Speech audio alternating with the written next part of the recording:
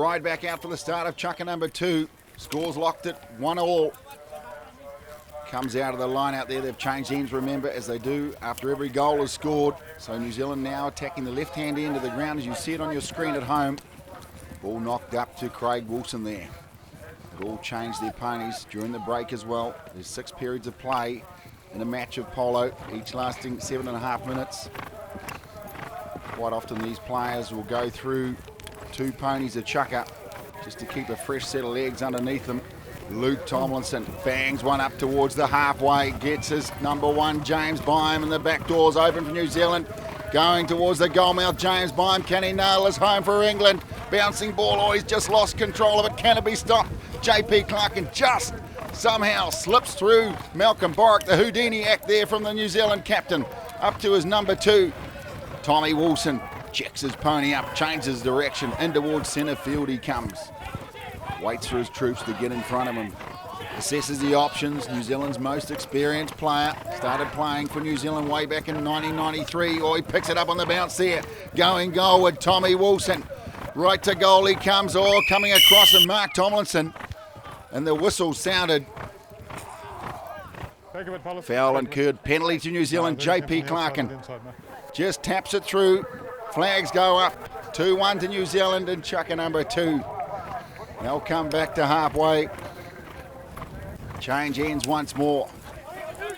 New Zealand now attacking the right-hand end of the ground. Ball comes out of the line-out with James Beim. Big lofted drive to the far side of the ground. Craig Wilson's there. Big bump on Craig Wilson from James Beim. These ponies trained to ride off.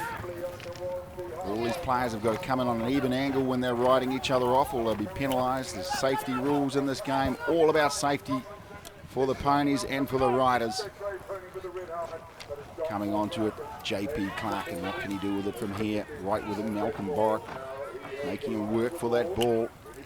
Cranks this one in towards the centre, up to his number 4, Sam Hopkinson's there. Under his pony's neck, just didn't get enough wood onto it. Look at that big drive though from JP Clarkin, down deep into the England half they come. Right with it, Sam Hopkinson, Luke Tomlinson's there. Trying to get hold of it is Malcolm Borwick. Whistle on the play. Penalty awarded to England there. From the spot, Luke Tomlinson just taps it forward. Now a big drive straight along the carpet. Look at that, right along up towards the halfway. JP Clarkin. Tail shot out towards the sideline. This field, one of the best in the world, this ground. Rated in the top 10. The ground, it's 275 metres long, 140 metres wide. So a big area for them to play this fantastic game. About the same size as 5.5 rugby fields.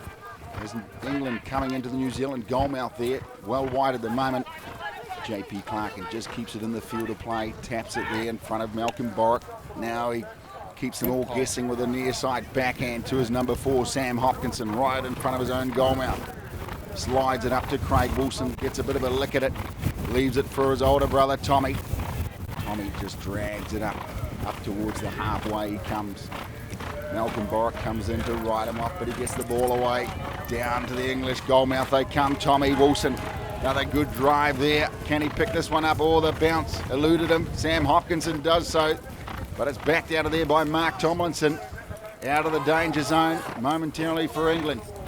JP Clarkin right onto the boards, just shuts his pony down. James Beim right on him. Look at those ponies.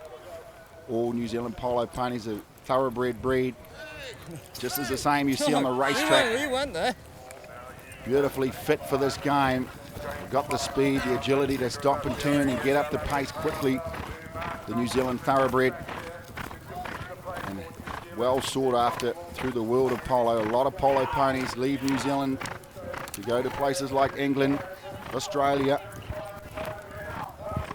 So back to JP Clarkin coming down on the play. Luke Tomlinson, near side backhand from JP Clarkin.